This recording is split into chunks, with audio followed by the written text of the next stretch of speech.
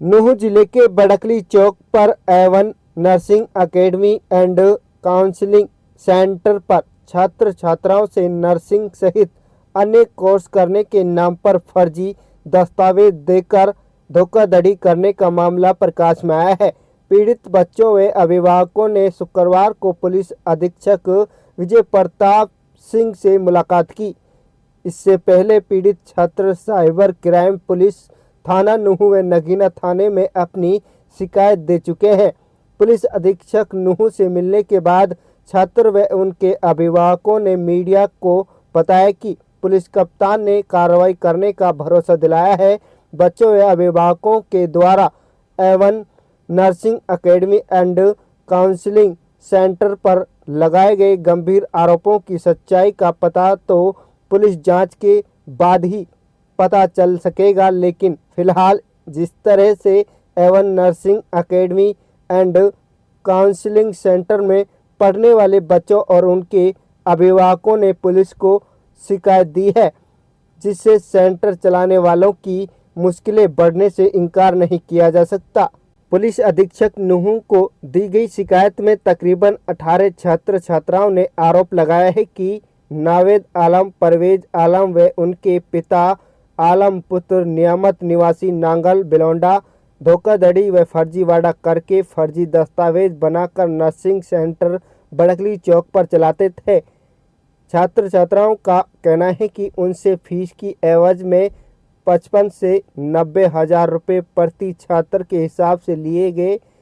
Sir first time जब ये institute चला था तो इसके पम्पलेट्स हमें दिए गए थे, मतलब कहीं पे जैसे कहीं चिपका देते दीवारों पे। तो सर हम उस पम्पलेट की वजह से वहाँ पे गए बड़कली चौक A1 नर्सिंग इंस्टीट्यूट पर। तो सर वहाँ पे हमें जो उसका ऑनर था नावेद आलम, तो उन्होंने सर हमारे लिए जो बातें बताई थी, बोला कि हम वहाँ से बाहर से सीटें लेके आते, पंजाब से, MP से, हरियाणा से, और उसके थ्रू हम नॉन अटेंडिंग यहाँ क्लास लगाते हैं। तो सर उसने ये बोलकर हमारा एडमिशन करा दिया। सर ऐसे ही चलते चलते मतलब उसने हमें एक फेक अलॉटमेंट लेटर दिया था। डीप इंस्टीट्यूट मेडिकल कॉलेज ये पंजाब में है सर, और जब हमने यहाँ इस कॉलेज में जाके पता किया, अब जाके हमने मतलब 2 साल जब उस वेट किया, तब तक हमारा एग्ज़ाम नहीं हुए थे, तो वहाँ पे अब हमारा एडमिशन नहीं मिला सर। तो इस तरीके से उसने सर हमारे जो लेटर दिए और फीस वगैरह, जो आई कार्ड वगैरह वहाँ से सारे फ्रॉड बना के दिए सर उसने हमारे लिए। अब क्या कार्रवाई की इसमें मांग करते हैं और किस तरह से आपका भविष्य खराब हो रहा है? सर हमारा भविष्य तो उसने ख़राब कर ही दिया, यानी कि साल अब वापस तो आएंगे नहीं, जब एडमिशन नहीं है तो साल भी वापस नहीं आता। हम ये चाहते हैं कि नावेद के ऊपर सख्त से सख्त कार्रवाई हो, और मतलब ताकि वो जो हमारे फ्यूचर में बच्चे हैं, जो हमारे भाई बहन हैं, छोटे हैं, अभी बड़े होकर वो भी पढ़ने के लिए जाएंगे, ताकि वो उनको भी ना ठगे, आगे उसका वो शिकार हो ना सके। इसलिए हम उसे मतलब कड़ी से कड़ी सलाखों के पीछे देखना चाहते हैं।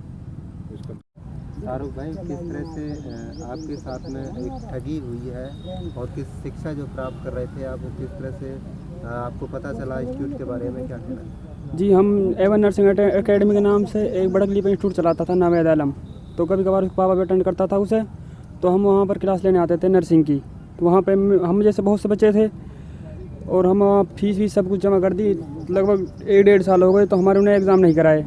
हमने उन्हें फोर्स किया कि एग्ज़ाम कराओ हमारे, तो वो हमें वहाँ पे कॉलेज में भी चल देते, लेकिन वहाँ से घुमा फिरा कर बैग ले आते थे। आज तक कोई नहीं लगा। तो अब पता चला है कि वो वहाँ से इंस्टीट्यूट बंद कर भाग गया है। SP साहब से मिले हैं, क्या हाँ जी, आश्वासन मिला है? SP साहब ने आश्वासन दिया है कि उसके खिलाफ कड़ी से कड़ी कार्रवाई होगी और हम इसमें कोई भी छूट नहीं करेंगे। कितने टोटल बच्चे थे, कितने रुपए? जी, बच्चे तो टोटल लगभग 100 प्लस थे, लेकिन हर बच्चे की अलग अलग फीस थी। कुछ के 50, 55, 60, 80, 90 लाख तक भी थे। तो और बच्चे कहाँ हैं, उन्होंने भी शिकायत और की? बच्चे जी कुछ ऐसे हैं जो यहाँ आने से डरते हैं, मतलब कुछ ऐसे हैं जो आ नहीं पाए, जिन्हें पता भी नहीं। कुछ बच्चे ऐसे भी हैं जी। क्या सावधान रहने के लिए कहोगे आप? जी, हम यही कहेंगे कि हम तो अब बेवकूफ़ बन ही चुके हैं, आगे से कोई ऐसे बेवकूफ़ ना बने और अपनी सारी तहकीकात करके जब एडमिशन ले। सर खुर्शीद जी, सर साहब से मिलने के लिए हम इसलिए आए हैं कि हमारे बच्चों ने A1 academy nursing counselling centre Badkali पर एक एडमिशन ले रखा था।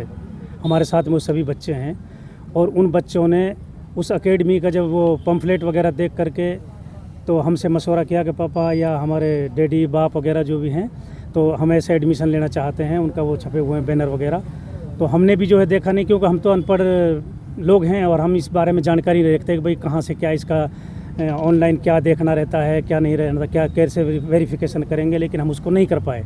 तो इन बच्चों ने एडमिशन ले लिया और एडमिशन लेने के बाद जब इनको 2-2 साल, 1.5 साल, 1 साल जैसे जैसे समय बढ़ता गया, हम इनसे पूछते कि बेटे पेपर कब होंगे, एग्ज़ाम कब होंगे, तो ये बताते रहे कि अभी तो सर जो है पंजाब गए हैं, MP गए हैं, हरियाणा गए हैं, कॉलेजों से संपर्क में हैं, कॉलेजों में फ़ीस वगैरह जमा करने गए हैं, तो हमारे वहाँ से PNRC लेटर और या हमारे आई कार्ड वगैरह लेके आएंगे, तब जा कर के एग्ज़ाम होंगे।